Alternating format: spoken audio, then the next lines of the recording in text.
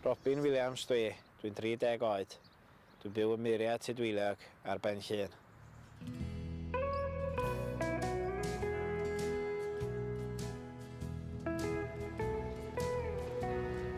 Dwi'n magu ar ffarm bach a cael cyfle i ddechrau partneriaeth o'n mrawd yn 2002.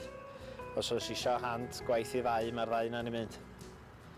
Mae o'n braf iawn. Mae'n siŵr bod ni'n gallu mynd i wneud beth arall, ond fyswn ni'n hapus. Mae'n strygl o hyd. Mae'n siŵr bod yna lot o bethau'n talu well, de. Mae gen i 4 o blant. Di prodi ers 7 mlynedd. Sioned, enw wraig.